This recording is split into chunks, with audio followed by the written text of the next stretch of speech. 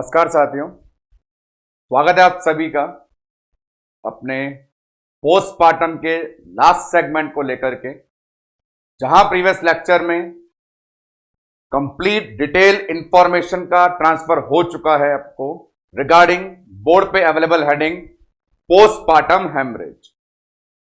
Previous lecture में आपने PPH का क्लासिफिकेशन, उस क्लासिफिकेशन से जो सीक्वेंस हमारे सामने आई थी, third stage PPH, true PPH, secondary PPH, और वहां पे हमने ट्रू पीपीएच का detail description with its management को डील किया था। आज का लेक्चर पूरा डिवोटेड है बहुत सारे प्रैक्टिस एमसीक्यू सेशन को लेकर के। वो एमसीक्यू सेशन जो लेबर वाले पोर्शन, पोस्टपार्टम वाला पोर्शन और हाई रिस्क प्रेगनेंसी में जो हमने टेस्ट पढ़े थे, उन सब को लेकर के, क्योंकि पिछले लेक्चर्स में एमसीक्यू को इंक्लूड नहीं किया गया था, तो कंप्लीट एक पूरा पैकेज है। उससे पहले 10-15 मिनट का एक हल्का discussion regarding the remaining condition of PPH. उस कैटेगरी में सेकेंडरी पीपीएच का नाम आना बाकी है, पर यहां पे आपको एक पहले इंटरेस्टिंग चीज बता रहा हूं मैं। एक नाम है एक्यूट पीपीएच। एक्यूट पीपीएच क्या कंडीशन होती है, वो हमारी हर सीक्वेंस से अलग है। थर्ड स्टेज, ट्रू, सेकेंडरी, तीनों कंडीशन है। पहली बात तो ये एक्यूट शब्द ये बताता है जो काफी सारी इमरजेंसी को लेके आता है। कहने का मतलब जब फीमेल की डिलीवरी इंस्टीट्यूशनल हॉस्पिटल में ना हुई हो, घर पे या घर से हॉस्पिटल तक एम्बुलेंस में ट्रांसफर करते समय हो जाए, तो वहां पे कैसे उसे मॉनिटर और कैसे मैनेज किया जाता है, उसे लेके बात होगी। तो हमारे पास एक टर्म इसी टॉपिक से रिलेटेड यदि एग्जाम में आ जाए तो हम उसे बता पाए, नाम है एक्यूट पीपीएच। देखते हैं सामने की तरफ ये कंडीशन, इसको अपन नाम दे देते हैं, जैसा मैं बोल रहा हूं आप लोगों को, एक्यूट पीपीएच। अब एक्यूट पीपीएच को डिफाइन कैसे करते हैं, तो उसके लिए एक बड़ा ही सॉलिड तरीका है जो बोर्ड पे अवेलेबल है, और वो है रूल ऑफ 30। बर्न एमएसएन में रूल ऑफ 9, पीडियाट्रिक बर्न में रूल ऑफ 5, कॉन्ट्रासेप्टिव पोस्टपार्टम में rule of 3, and now acute PPH में रूल ऑफ 30। क्या बता रहा है कि पोस्टपार्टम हेमरेज होने से देखे किस प्रकार बॉडी में पैरामीटर्स और वाइटल साइन डिस्टर्ब हो चुके हैं। कंडीशन यहां देखें, जो ब्लड प्रेशर है, सिस्टोलिक ब्लड प्रेशर, वो 30 mmHg तक गिर गया। हाइपोटेंशन होता ही है।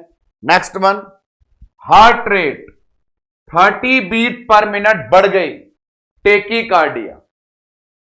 रेस्पिरेटरी रेट बढ़ करके 30 ब्रीथ पर मिनट हो गई, जो 16 से 20 तक होती है। हेमाटोक्रिट ब्लड सेल 30% तक गिर गई, जो नॉर्मल पीपीएच में 10% ही गिरती थी। Urine output 30 ml per hour से भी कम आ रहा है, ओलिगोयूरिक एनयूरिक कंडीशन। और टोटल ब्लड का 30% अमाउंट लॉस हो गया है। तो क्योंकि इन सब के अंदर एक वर्ड कॉमन है, 30, 30, इसी बेस पे नाम देते हैं रूल ऑफ 30। इस प्रकार से वाइटल डिस्टर्ब हो जाए, heart rate, respiratory rate, blood का लॉस, ब्लड की सेल का loss, urinary output, blood pressure, इन सब में 30 के रेशो में चेंजेस आ जाए, कंडीशन एक्यूट पीपीएच कहलाती है। और फिर मैंने बोला, यदि डिलीवरी हॉस्पिटल में ना हो, घर पर हो या एम्बुलेंस में हो, तो उसे मैनेज कैसे करते हैं। 2 तरीके हैं मैनेज करने के। उन 2 तरीकों को सामने बोर्ड पर देखें, उसी के हिसाब से रिप्रेजेंटेशन मिल जाएगा आप लोगों को। ये रहे वो 2 मेथड। Number 1, aortic compression. शरीर के अंदर जो बड़ी बड़ी 2 आयोटा है, उसे कंप्रेस करें। देखिए साथियों, ये बहुत प्रैक्टिकल चीज है।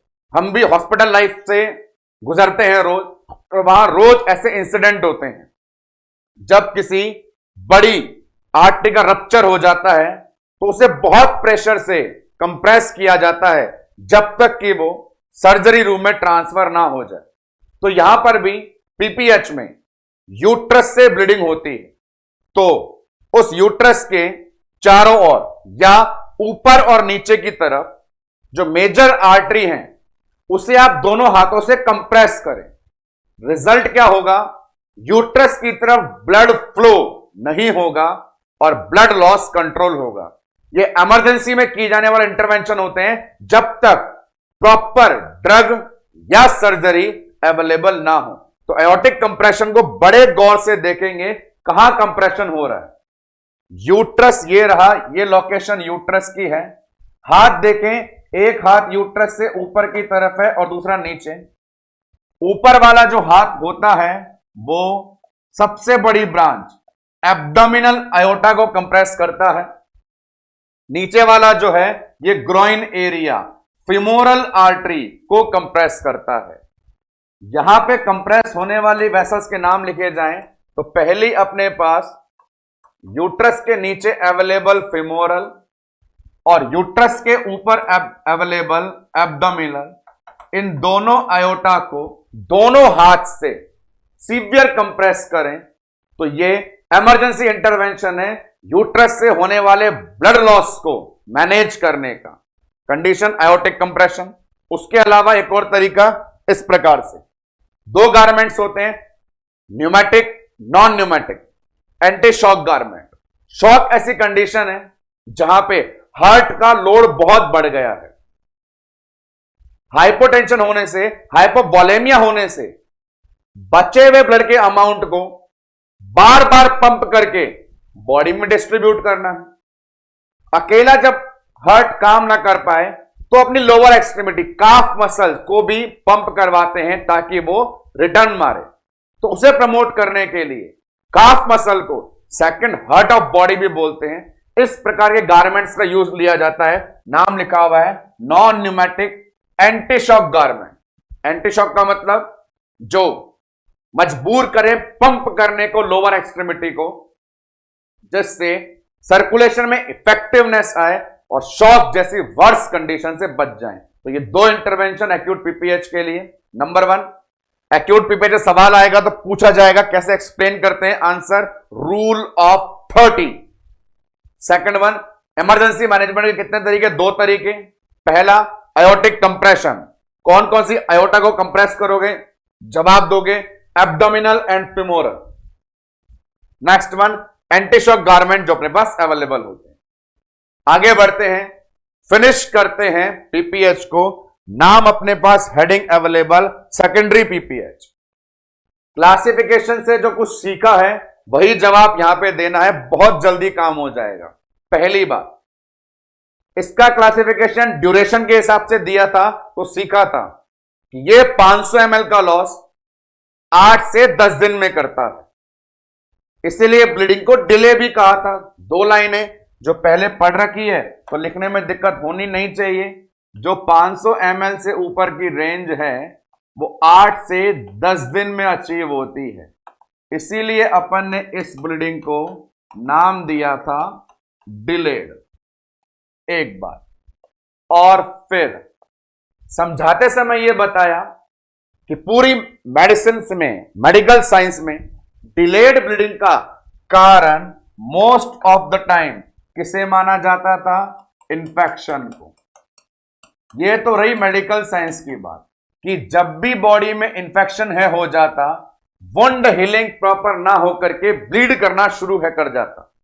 अब ओबीजी में एग्जैक्ट आंसर देंगे कि सेकेंडरी पीपीएच में इंफेक्शन को कोरिलेट किससे करेंगे। तो मैंने कहा था यदि कैविटी पूरी तरह खाली ना हो पाए, कोई भी टिश्यू मास अंदर बच जाए तो वहां पे इंफेक्शन के चांस बन जाते हैं। तो इंफेक्शन के चांस किससे कोरिलेट करेंगे? जवाब देंगे आप लोग रिटेन टिश्यू से। और ये आपके पास एमसीक्यू में काफी मदद करेगा कि सेकेंडरी पीपीएच का मोस्ट कॉमन कॉज किसे माना जाएगा, रिटेन टिश्यू को। ये आपके पास एक बहुत अच्छा एमसीक्यू है secondary PPH point of view से कि सेकेंडरी पीपीएच, पहली बात तो ये 8 से 10 दिन के दौरान ब्लीडिंग का नाम डिलेड दे दिया, कोरिलेट इन्फेक्शन से किया, और हमारे पीपीएच में कोरिलेट रिटेन टिश्यू से किया। जैसा हो रहा है वैसा इंटरवेंशन दे दें, बड़ा सरल है। इन्फेक्शन है तो एंटीबायोटिक दे दो, कुछ बच गया तो बचा कुचा बाहर निकालना, कैविटी को पूरा खाली करना, सफाई करना, डीएनसी। तो इंटरवेंशन दो, एंटीबायोटिक एंड डीएनसी। तो आते हैं सामने इंटरवेंशन लिखने के लिए।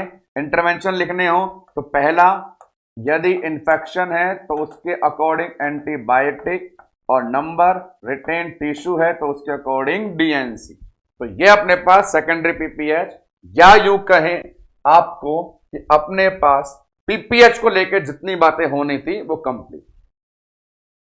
आज का लेक्चर जैसे मैंने बताया भी आपको, ये छोटी सी इंफॉर्मेशन ट्रांसफर के बाद एमसीक्यू सेशन को लेके होने वाला है।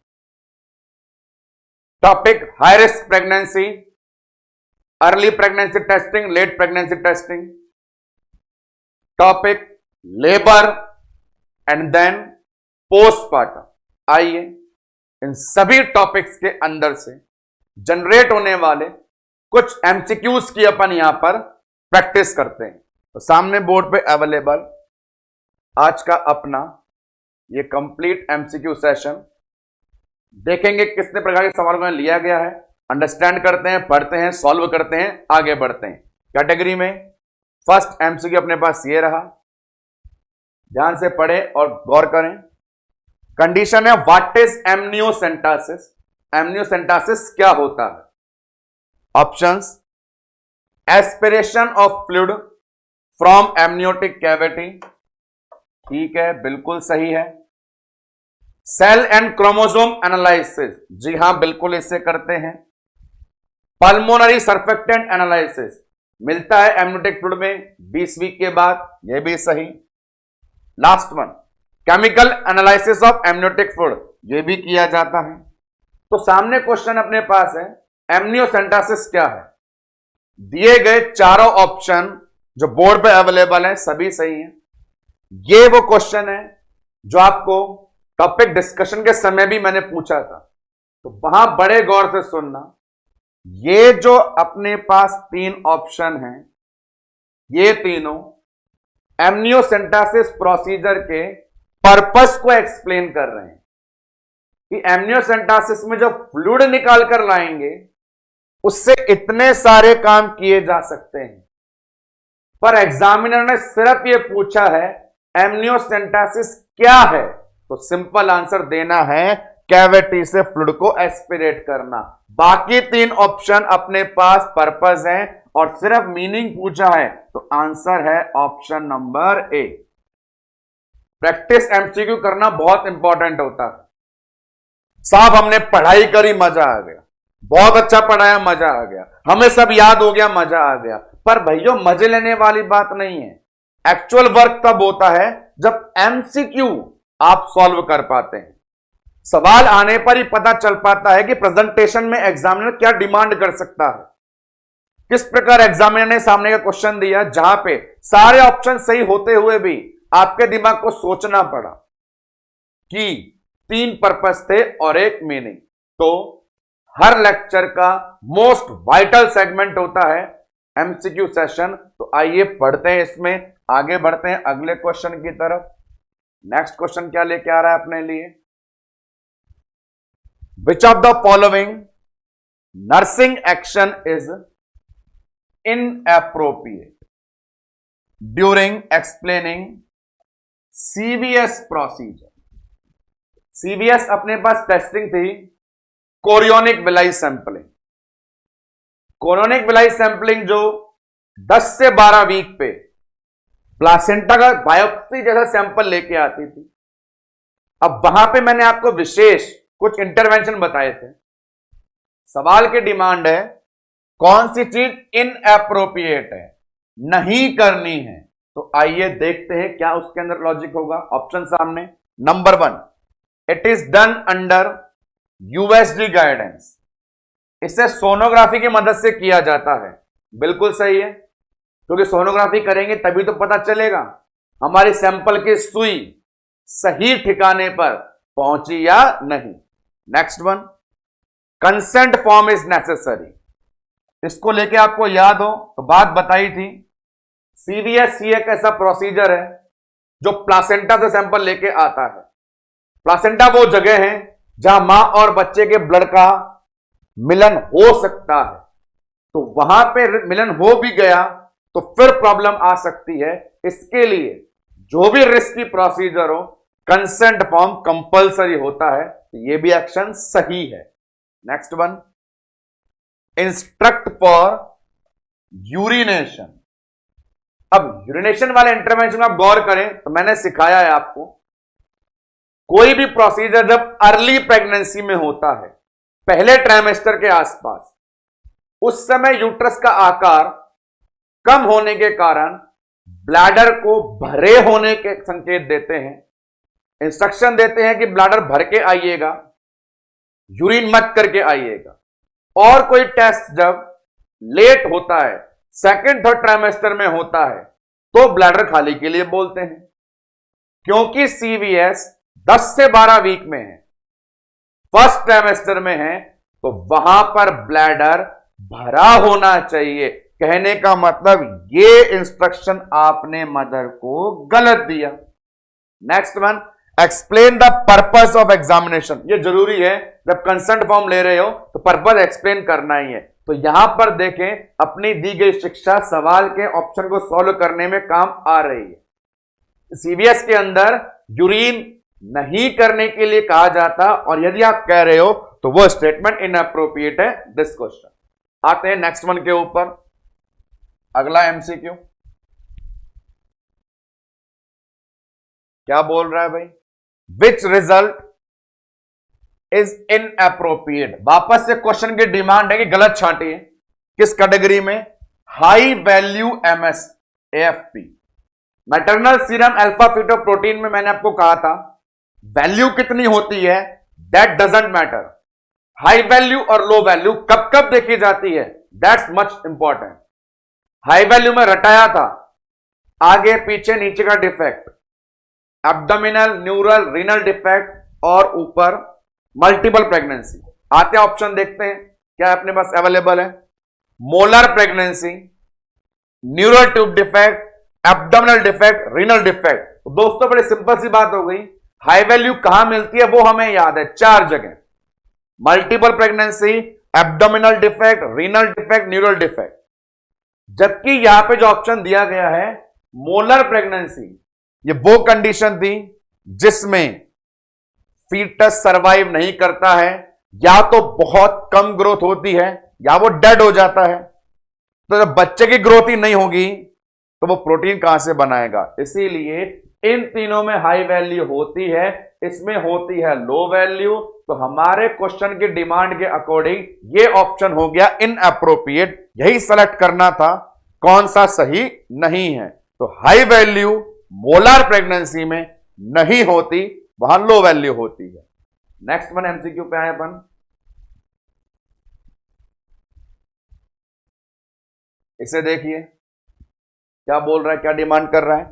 During labour the physician note variable deceleration. बड़ा ही अच्छा सिंपल एमसीक्यू है, ईमानदारी से पढ़ाई करिए। तो फिजिशियन ने नोट किया वेरिएबल डिसेलरेशन, तो आपका इंटरवेंशन क्या होगा। तो पहली बात तो ये खोपड़े में क्लियर रखें, 4 हार्ट पैटर्न, हार्ट रेट के, acceleration, early deceleration, late deceleration, variable deceleration पढ़ा है हमने। संबंध था उसका अम्लाइकल कोड कंप्रेशन से, इंटरवेंशन था चेंज इन द पोजीशन। आइए ऑप्शन देखें। नंबर 1, कोई इंटरवेंशन नहीं चाहिए, गलत। ऐसा होता है एक्सेलरेशन और अर्ली डिसेलरेशन में। ऑक्सीजन एडमिनिस्ट्रेशन ये काम करते हैं लेट डिसेलरेशन में। चेंज द पोजीशन यही काम करते हैं वेरिएबल डिसलरेशन में।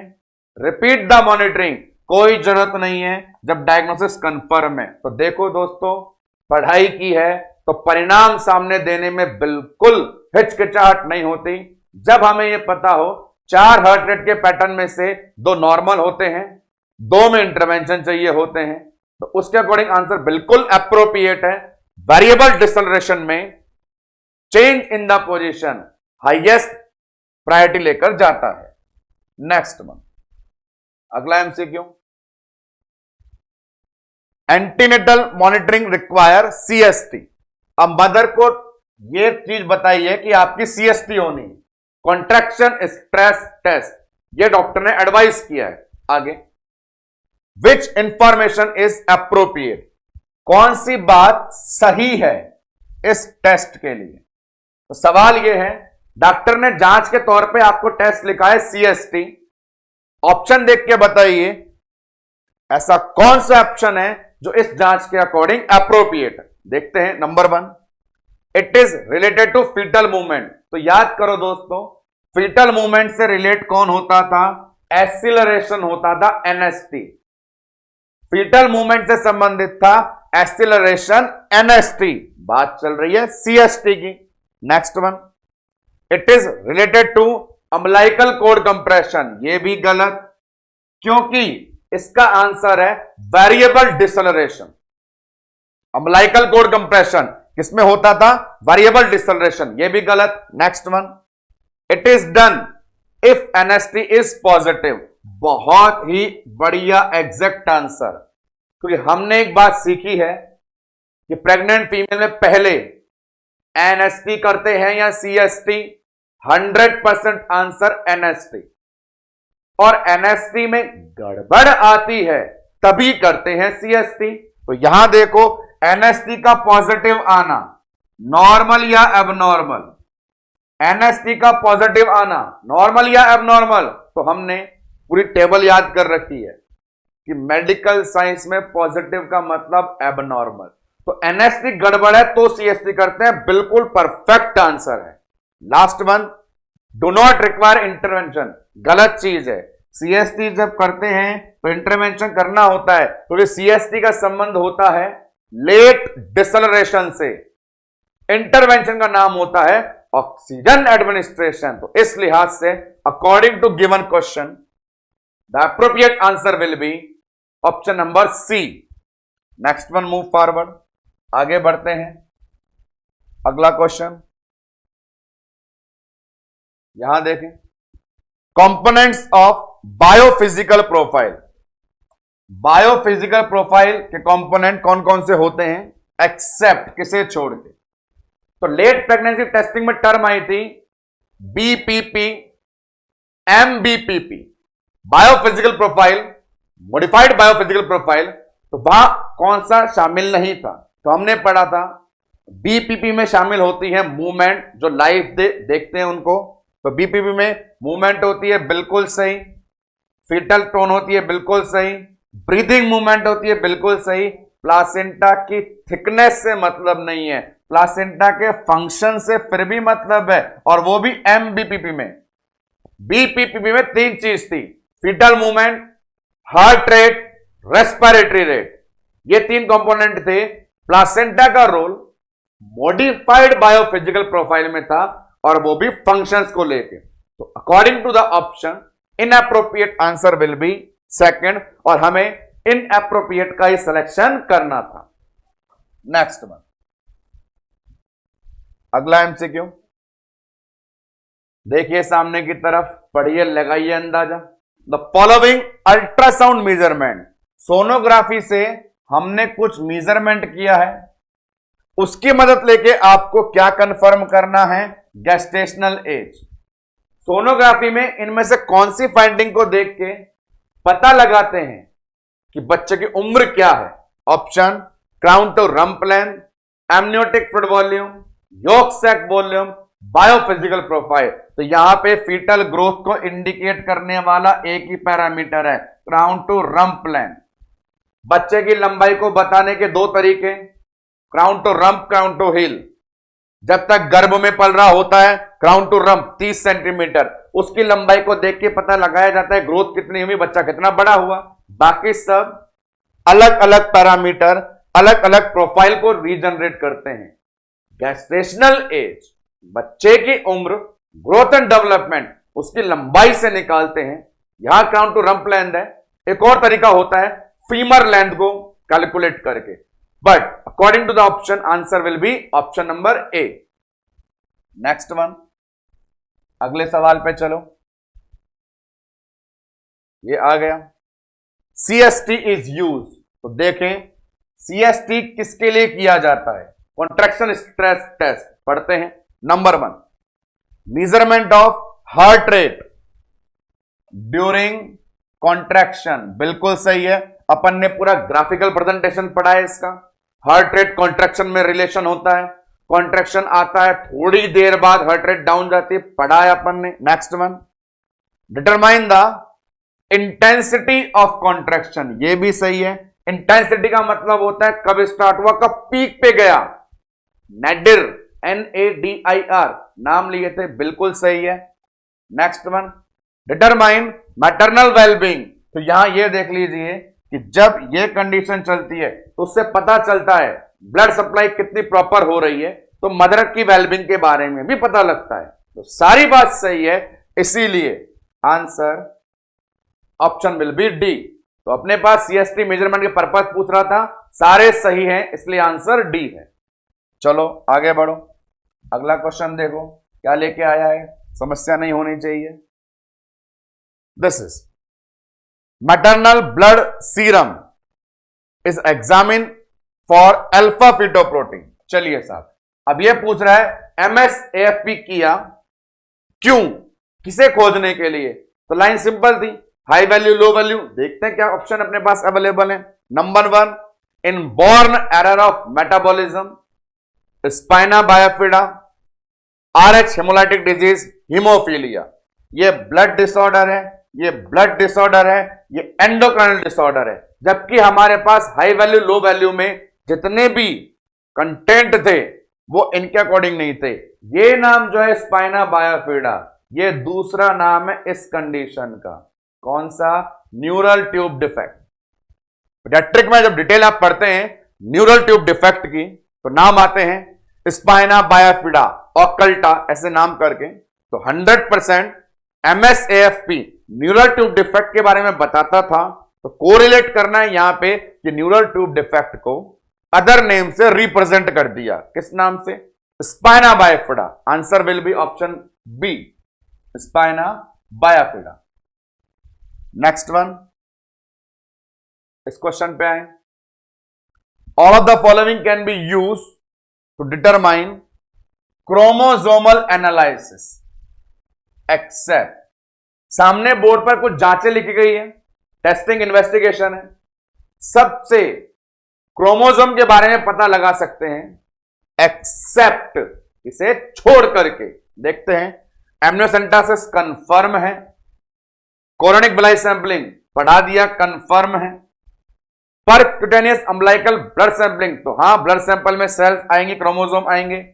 फीटल अम्बलाइकल डॉपलर वेलोसिमेट्री, इसका मतलब है ब्लड फ्लो असेसमेंट। डॉपलर में साउंड सुने जाते हैं, साउंड से हार्ट रेट, हार्ट साउंड पता करते हैं। कोई केमिकल एनालिसिस या क्रोमोसोमल एनालिसिस नहीं होता, इसीलिए एक्सेप्ट जब पूछा तो उस एक्सेप्ट की कैटेगरी में हमारा ऑप्शन डी जाएगा, क्योंकि वो इनएप्रोप्रिएट है। तो ये अपने पास क्वेश्चन। नेक्स्ट में मूव करें, यहां पे आए। चलिए, identify correct statement regarding NST। तो NST के लिए क्या सही है वो बताएं। पूरा NST पढ़ लिया है, क्या सही है उसे देखते हैं अपन। Number 1, continue monitoring of the foetal heart rate along with foetal movement, बिल्कुल सही है, कोई गलत नहीं है। लगातार हार्ट रेट मूव करते हैं जब बच्चा मूवमेंट कर रहा हो। एक्सेलरेशन नोट करते हैं, confirm. Next, it will assess relationship between, same घुमा दिया उसको, fetal movement and heart rate, ये दोनों सेम ही है, लैंग्वेज थोड़ी सी चेंज है, कोई अंतर नहीं है। नेक्स्ट FHR एक्सीलरेशन, बहुत बढ़िया। हार्ट रेट का कौन सा पैटर्न एनएसटी दिखाता है? Acceleration with foetal movement, meaning सारे काम सही हैं, तो option D all of this, all of the above. Next one, अगले एमसीक्यू बोले,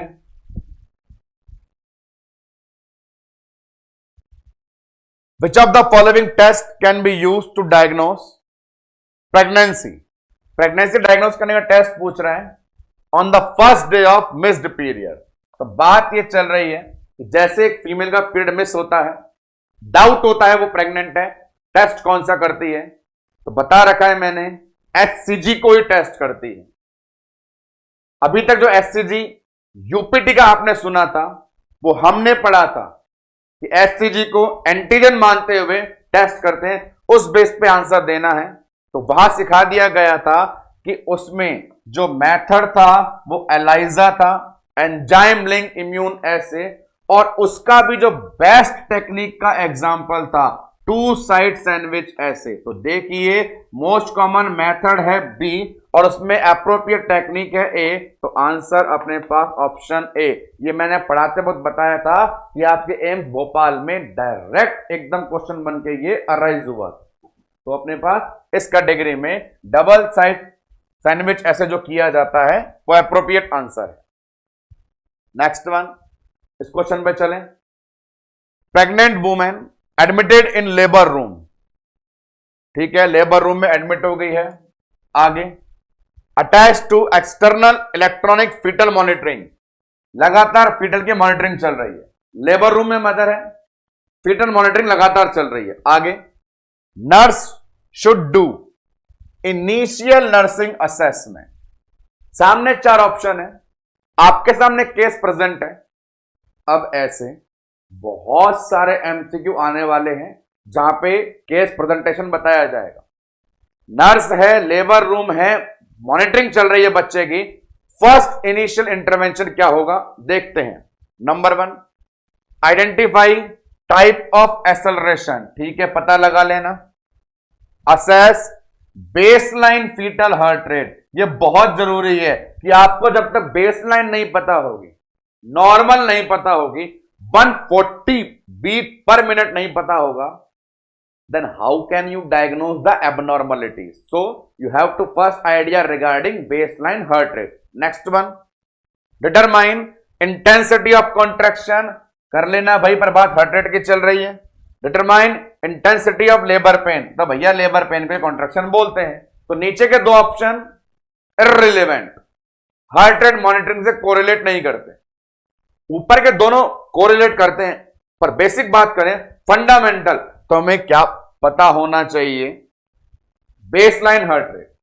जब तक ये नहीं पता तो हम आगे कदम कैसे बढ़ाएंगे? तो दिस क्वेश्चन के अंदर answer option will B second, कि बेसलाइन का पता होना पहला धर्म है। आइए उसके आगे क्या लेके आया ये, नॉन स्ट्रेस टेस्ट, वापिस से एनएसटी आया।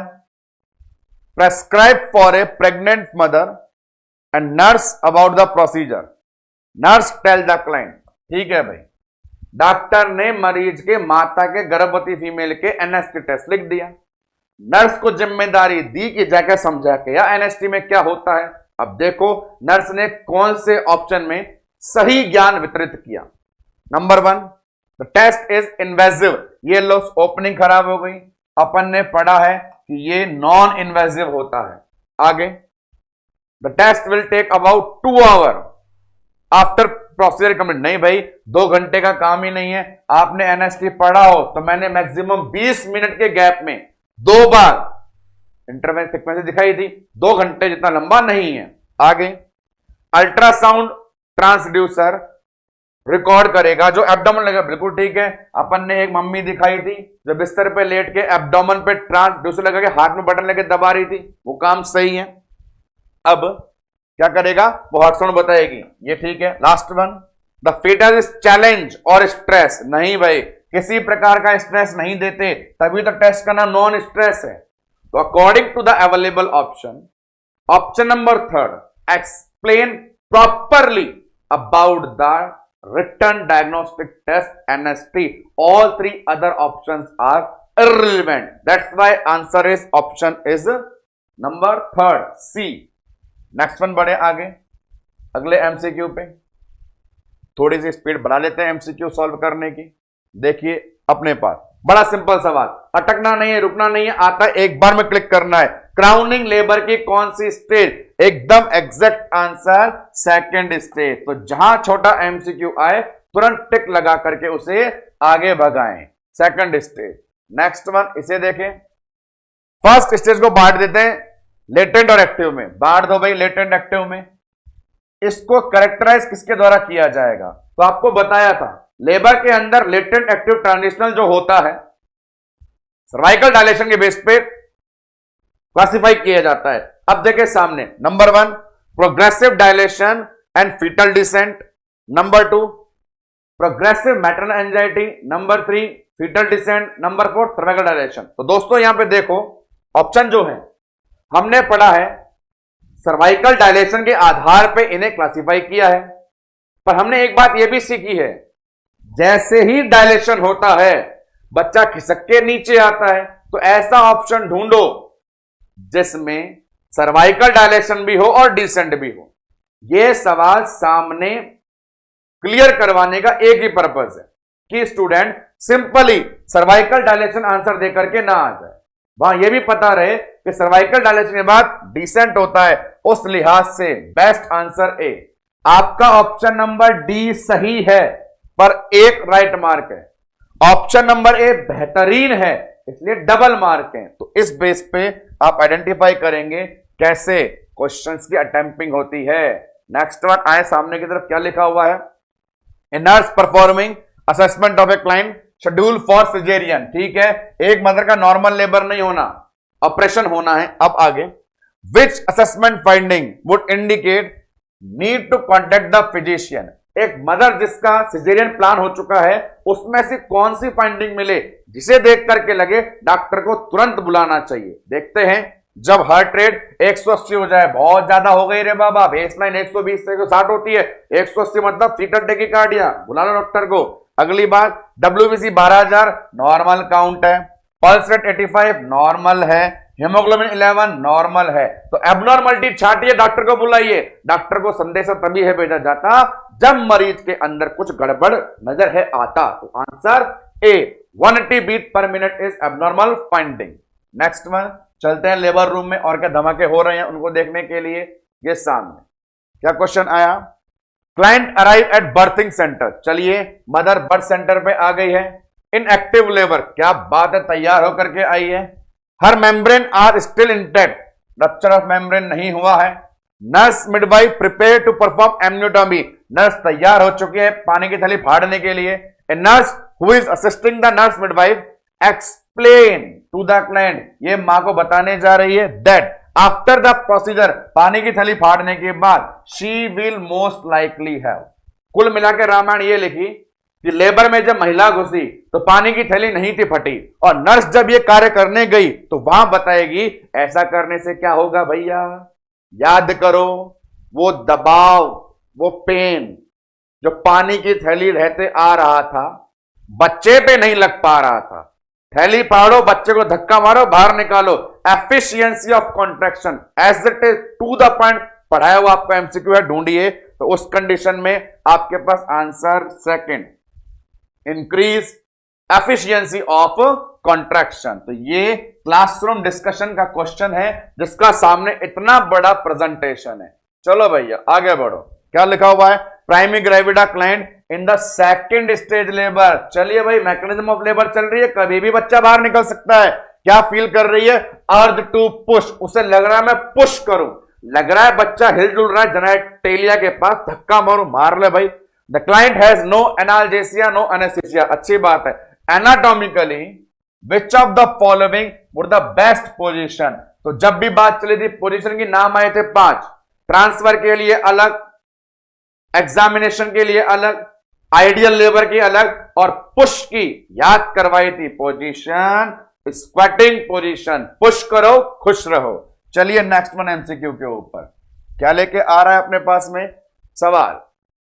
24-year-old प्राइमरी ग्रेविडा, उम्र का क्या लेना देना, who deliver a viable term, एक फीमेल ने बच्चा पैदा कर दिया, viable term neonate, order to receive oxytocin IV after delivery of placenta, ठीक है, उसे ऑक्सीटोसिन लगाने के लिए कहा गया है। Which of the following sign would indicate to the nurse that the placenta is about to deliver. देखो भाई कैसा सवाल घुमाया, सवाल में पूरी रामायण ऊपर करी और लास्ट में जाके पूछा है कि कौन सी ऐसी इंफॉर्मेशन है जिससे आपको लगेगा प्लासेंटा डिलीवर हो गया।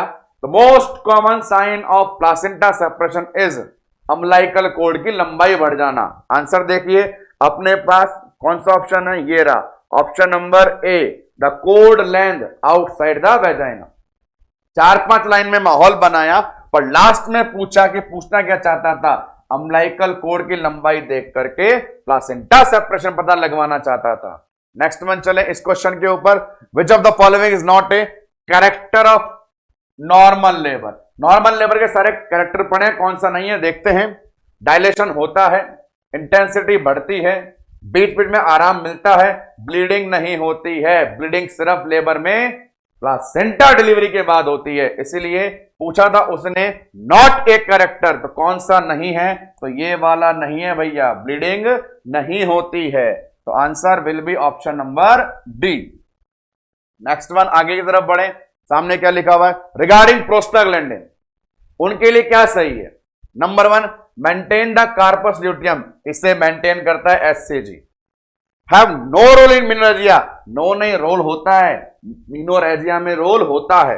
Next involve in onset of labour, बिल्कुल सही। ऑनसेट ऑफ लेबर जब हमने थ्योरी पढ़ी थी वहां पे प्रोस्टाग्लैंडिन का रोल बताया था, पहला बड़े आकार वाला और दूसरा नेगेटिव फीडबैक वाला। Last one no role in the development of dysmenorrhoea, अरे डिस्मेनोरिया में दर्द है, जहां दर्द है वहां प्रोस्टाग्लैंडिन है।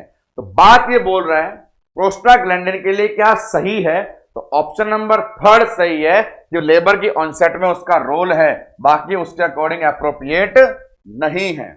नेक्स्ट वन एमसीक्यू सामने की तरफ, ए नर्स मेंटेनिंग पार्टोग्राफ, भर ले भैया, record the finding 8 centimetre dilation, dilation कितना हो गया 8 सेंटीमीटर हो गया। अब आगे कॉन्ट्रैक्शन 90 सेकंड के लिए आ रहे हैं, बताइए कौन सी फेज के अंदर है, बड़ा सिंपल सा है, 8 सेंटीमीटर देखते ही समझ जाओ, लेटेंट एक्टिव ट्रांजिशनल, तो answer number C transitional stage, क्योंकि डायलेशन क्रॉस कर चुका है अपने पास 8 सेंटीमीटर को, that's why answer will option number सी।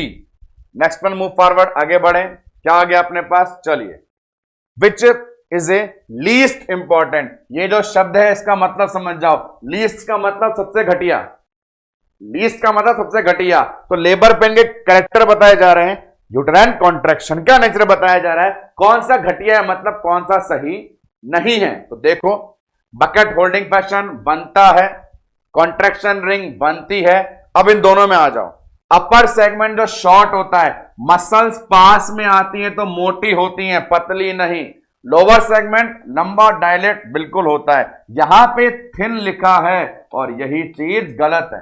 पढ़ा है अपन ने, अपर सेगमेंट की मसल पास में आती है और पास में आएंगी तो थिक मोटी हो जाती है, इसने थिन बोल करके गलत कह दिया। आंसर है ऑप्शन नंबर बी, थिन की जगह आना चाहिए था थिक, इसीलिए इसे बोला अपन ने लीस्ट इंपॉर्टेंट, लीस्ट का मतलब गलती निकालना। नेक्स्ट वन चले आगे, ड्यूरिंग, सॉरी इसमें ऑप्शन अपने पास रिपीट हो गया क्वेश्चन, ये इसको ले लेते हैं, चलें।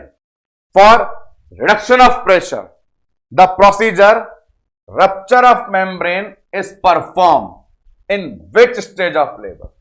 बहुत अच्छा एमसी जो बताएगा कि आपने रटा है या समझा है।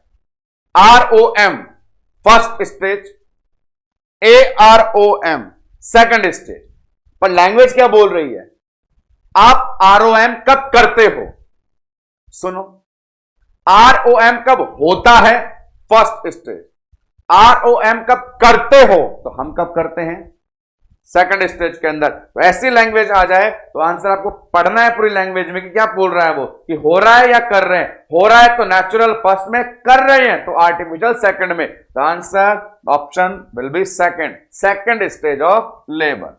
चलिए साहब ROM AROM हो गया, आगे बढ़े अगले सवाल की तरफ। Which cardinal movement is understand as a key point for the successful of normal labour. Mechanism of labour में होने वाली हर मूवमेंट कार्डिनल थी, हर मूवमेंट कार्डिनल, पर एक ऐसी बताएं जो पूरे लेबर की चाबी हो। तो पूरे लेबर में एक ही ऐसी चाबी है तो शुरुआत से लेके एंड तक चलती है, क्या? नीचे नीचे नीचे, डिसेंट। तो अपने पास आंसर जाएगा ऑप्शन बी। एंगेजमेंट एक बार हुआ और होके चढ़ गया, फ्लेक्शन रोटेशन एक बार हुआ और काम खत्म, रेस्टिट्यूशन भी एक बार हुआ, पर डिसेंट कल भी था, आज भी है, कल भी रहेगा, इसका विश्वास, यह है डिसेंट का एहसास। चलिए आगे की तरफ अगला MCQ. After completion of normal labour total head movement. बिल्कुल ये आपको सिंपल एमसीक्यू याद होगा कि डिलीवरी बाद सर कितनी बार घूमता है? 2 बार घूमता है। पहली बार किसके लिए? गर्दन के लिए। दूसरी बार किसके लिए? शोल्डर के लिए। 2 बार घूमेगा तो टोटल रोटेशन कितना होता है? 2/8। कहां पे है ऑप्शन? सेकंड। तो ये याद करे हुए स्टेटमेंट से बना हुआ MCQ, total rotation 2 time, answer will B 2/8। Next one, यहां पे आ जाइए। In the foundation of second stage of labour which intervention of highest priority. चलिए आप सेकेंड स्टेज लेबर में, डिलीवरी वाली में कौन सा इंटरवेंशन हाईएस्ट प्रायोरिटी पर है? नंबर 1 लिथोटॉमी पोजीशन देनी होती है पर हाईएस्ट प्रायोरिटी नहीं है। बियरिंग डाउन एफर्ट, बहुत बढ़िया। Monitoring heart rate, number 1। Perineal support, ये भी ठीक। तो देखो सारे इंटरवेंशन एप्रोप्रिएट है, पर जब भी बात वाइटल साइन की आ जाती है उससे बड़ा कुछ भी नहीं। इसीलिए यहां पे फीटल वाइटल की बात आई है, मॉनिटरिंग हार्ट रेट, तो इससे बड़ी चीज कुछ भी नहीं। अरे बच्चा पैदा हो जाएगा पर देखते तो रहो कि बालकराम जिंदा भी है या नहीं। तो लगातार हार्ट रेट मॉनिटर करना प्रायोरिटी इंटरवेंशन हमारे लिए होता है। चलिए भाई नेक्स्ट वन एमसीक्यू की तरफ बढ़े। क्या लैंग्वेज है? आ जाओ। प्लासेंटा एग्जामिनेशन कर रहे हैं, आफ्टर एक्सपल्जन निकल गया। फिजिशियन ने नर्स को कहा during expulsion she have to face maternal surface first. आपको जो सेपरेशन के 2 नाम पढ़ाए थे, सेंट्रल मार्जिनल, एक में नीचे पहले कोरियन आता था, एक में नीचे डेसिडुआ आता था। मैटरनल सरफेस का मतलब है नीचे डेसिडुआ आया है, उधर के आया है, मार्जिनल सेपरेशन है। आंसर देखें, मैक्सिस ड्यूकेन है, हां वो ढक्कन है। मैक्स शुल्ड जी है, नहीं सेंट्रल है। सेंट्रल है, वो नहीं है। इन्वर्टेड अम्ब्रेला नहीं है। यदि नीचे मदर की सरफेस आती है, यदि नीचे डेसिडुआ आता है, तो वो separation marginal, Matthews Duncan, button into cavity कहलाता है। इस पॉइंट ऑफ व्यू से हमारे पास आंसर है ऑप्शन ए, मैथ्यूज डुकेन। अपन ने ढक्कन बोल करके भी इसके बारे में चर्चा करी थी। Next one MCQ. Nurse assist in the vaginal delivery. चल भैया हो जा तैयार। After the delivery nurse observe umbilical cord length and spurt of blood. बच्चे के निकलते ही नर्स ने नोट किया अम्बिलिकल कॉर्ड निकल के बाहर आ गई और खून टपकना शुरू हो गया। अब आगे नर्स डॉक्यूमेंट करेगी, अरे भाई अंदर क्या हो गया? तो अंदर दोस्तों प्लासेंटा सेपरेट हो गया। प्लासेंटा सेपरेशन के धुआंधार sign, gush of blood and increase umbilical cord length. तो अपने पास प्लासेंटा सेपरेशन के साइन को बताने वाले ये 2 हिंट अवेलेबल थे इस क्वेश्चन में। नेक्स्ट वन आ जाइए यहां पे। A nurse assign to care a client with hypotonic uterus. ओहो, ऐसी मदर को लेबर में ले आए कि जिसके यूट्रस के अंदर तो ताकत पहले से कम चल रही है। ठीक है, साइन ऑफ लेबर धीमा पड़ गया। The nurse review the physician order. Doctor ने कुछ ऑर्डर लिखा है, क्या लिखा भैया? वुड एक्सपेक्ट, क्या उम्मीद करेगी? कौन सी दवा लिखेगा? चूहे मारने के लिखेगा, कॉन्ट्रैक्शन बढ़ाने के लिखेगा? अब आगे, विच of the following prescribe treatment for this condition. कितना बड़ा झाबरझोल है, सिंपल सा आंसर देना है उसको। मदर है, कॉन्ट्रैक्शन स्लो पड़ गया, धीमा पड़ गया, बढ़ा दो। दवा का नाम ऑक्सीटोसिन। ऑप्शन अपने पास ऑप्शन विल बी सी। तो आदत होती है एनक्लेक्स मॉसबी वालों की लंबी लंबी लाइनें बता करके बच्चों के लेने की, पर हमें आंसर बिल्कुल आदत नहीं है देने की, इसीलिए आंसर दीजिए, आगे बढ़िए। नेक्स्ट वन रिगार्डिंग पीपीएच, जिंदाबाद। पीपीएच के लिए क्या सही, सब सही है, किसे छोड़ के? ठीक है भाई, ब्लड लॉस 500 से ज्यादा वैजाइनल डिलीवरी के बाद, 1000 से ज्यादा सिजेरियन के बाद। अटॉनिक कारण, ओहो क्या बात कर दी गंदे बच्चे, लेस कॉमन नहीं, मोस्ट कॉमन कॉज होता है अटॉनिक यूट्रस। अपन ने कल ही तो पढ़ा था, मल्टीपल प्रेगनेंसी से पीपीएच होता है। बिल्कुल, multiple pregnancy, over distension of uterus. तो बड़ा सिंपल है, अटॉनिक जहां मोस्ट कॉमन कॉज होता था, इसने लेस बोल करके खुद को गलत करवा लिया, तो एक्सेप्ट पूछा था, एक्सेप्ट में answer option C. Next one, आगे की तरफ बढ़ते हैं। अगले सवाल में क्या जानकारी आई है अपने पास में, चलो भैया क्या बोल रहा है, which is the most leading cause of PPH death of the mother. PPH से मां मर जाती है, कारण क्या बताओगे, uterine exhaustion, rupture of uterus, lower implantation, bleeding disorder. ये जो कंडीशंस है इसमें ऑप्शन ए।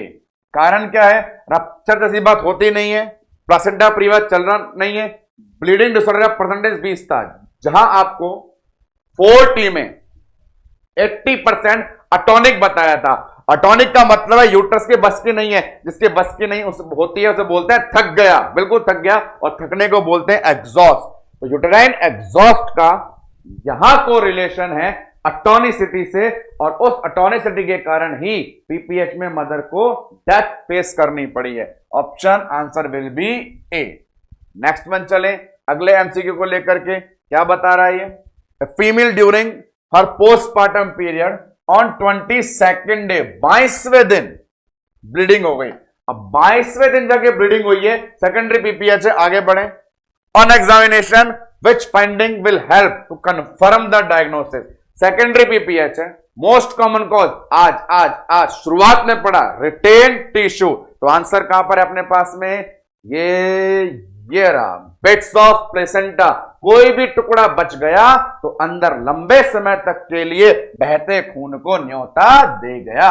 नेक्स्ट वन, अगला एमसीक्यू लेकर के आए, ये देखिए, कौन से पोस्टमार्टम के दिन पे लोचिया सिरोसा होता है। तो रुब्रा, सिरोसा, एल्बा। 1 से 4, 5 से 9, 10 से 14। सामने देखो बोर्ड पे 5 से 9 कहां पर है, तो 5 से 9 दिख जा। तो 5 से 9 की लगभग रेंज आ रही है हमारे पास ऑप्शन बी में। तो according to the given option, answer will be option number second. The exact answer is 5 to 9 days, but not available on the board. That's why according to option answer will be B. Next one, अगले MCQ पे आ जाइए, क्या बोलना चाहता है ये बता रहा है, when giving a postmortem client self care instruction, the nurse instruct her to report heavy bleeding. तो आ जाओ, सैनिटरी पैड काउंट करवाए थे आपसे, अब समय आ गया है। हैवी मतलब भारी, क्लॉट वाली 1 घंटा, हैवी भारी क्लॉट वाली 1 घंटे में पैड खराब होता था। वो सवाल पूछ रहा है कि पैड सैचुरेट कितनी देर में होता है, 1 घंटे में। 15 मिनट कब से, जब पानी की तरह खून बहता है एक्सेसिव में, पर हैवी क्लॉट वाले के अंदर पैड वेस्ट होता है 1 आवर में। नेक्स्ट वन, अगला एमसीक्यू, चलिए भाई, पोस्टमार्टम कर रहे हैं। विच of the following assessment should be perform routinely in postmortem mother. तो पोस्टमार्टम मदर में कौन सी जांच करने जाते हो, एंटीबॉडी देखने जाते हो, बिल्कुल भी नहीं। बेबेंस्की बच्चे में देखो, मां का क्या देखोगे। बात करें पटेला रिफ्लेक्स को, लिंक नहीं। होमान साइन, ये वो चीज है जो आपको मैंने पढ़ाई थी पीएनसी में। पीएनसी में एक इंटरवेंशन पढ़ाया था मैंने, एम्बुलेशन, और उस समय कहा था यदि एम्बुलेशन नहीं करते हैं तो हो सकती है सर्कुलेटरी प्रॉब्लम, और सर्कुलेटरी प्रॉब्लम डीवीटी हो सकती है। तो उसके लिए अपन रूटीनली परफॉर्म करते हैं होमान साइन। होमान साइन कोरिलेटेड डीवीटी से, डीप वेन थ्रोम्बोसिस से। डीवीटी रिलेटेड है सर्कुलेटरी प्रॉब्लम से, सर्कुलेटरी प्रॉब्लम रिलेटेड है पोस्टमार्टम में एम्बुलेशन ना करने से। इस पॉइंट ऑफ व्यू से आंसर ऑप्शन सी। आते हैं कुछ और एमसीक्यू पे जो हमारे इन्हीं यूनिट से इंक्लूड किए गए हैं। नेक्स्ट वन एमसीक्यू, इधर चलिए। A client is complaining of painful contraction on second postmortem day. Which of the following condition could increase the severity of after pain. After pain 2 जनों को ज्यादा, लैक्टेटिंग और मल्टीपैरा। लैक्टेटिंग और multipara ढूंढिए option सामने। तो अपने पास किसको ज्यादा होंगे, बोतल वाली को ज्यादा नहीं होंगे, डायबिटीज को नहीं, मल्टीपल गैस्ट्रेशन और primi para. After pen severe ज्यादा किस में होते हैं, तो वहां आप ले सकते हैं इस चीज को, multiple gestation.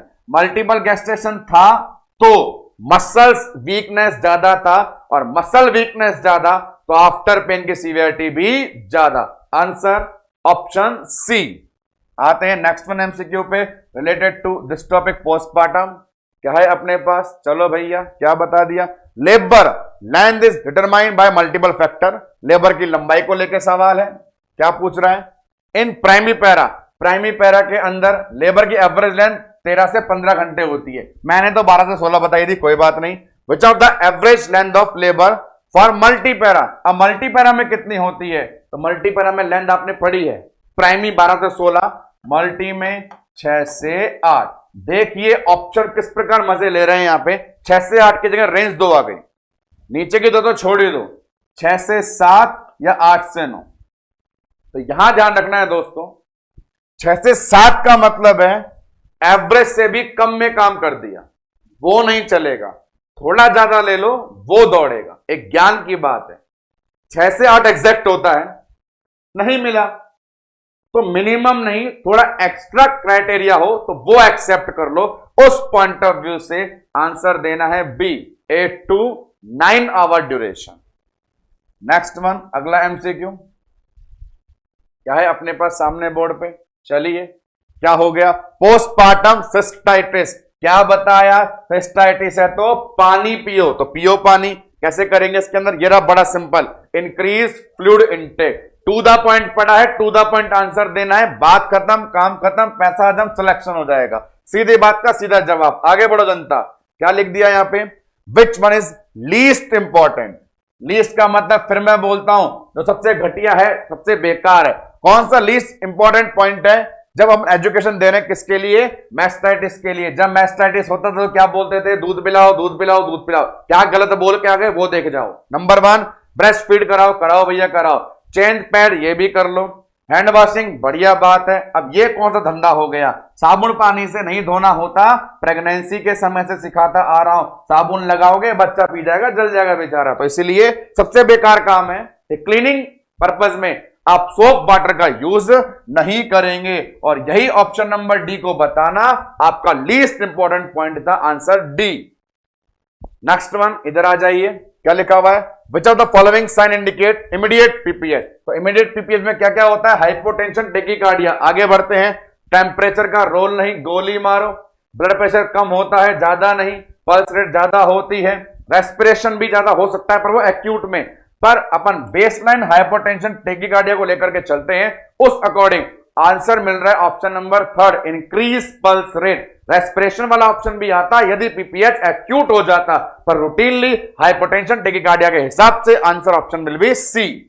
Next one, move forward, आगे बढ़ते हैं, क्या लिखा हुआ है, during performing postmortem assessment for uterine fundus what will be initial nursing action. तो आपको बताया था यूट्रस के फंडस को टटोलने से पहले यूरिनरी ब्लैडर के स्टेटस को कंफर्म करें, फिर देखते रहें अम्लाइकस पे है, ऊपर है, नीचे है, अंदर है, कहां पर है। उस अकॉर्डिंग यहां पे ये देखें कि ऑप्शन नंबर बी कितना बढ़िया है, जो नर्स इंस्ट्रक्ट दे रही है कि पहले मूत्राशय खाली करके आ जाओ ताकि गर्भाशय का सही आकार हमें पता लग पाए। तो मूत्राशय खाली करवाना परम धर्म था। उस according answer option will be B, second one. Next one MCQs क्या अवेलेबल है अपने पास, चलिए, in assessing a postmortem mother first 2 days, एक सेकेंड,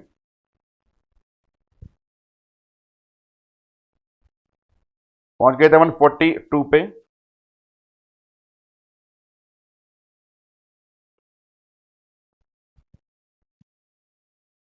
हाँ जी, ये question, in assessing a postmortem mother in first 2 days, शुरुआत के 2 दिन में, which will be unusual finding. इसमें लॉकिंग थोड़ी प्रॉब्लम है, चलिए कोई बात नहीं,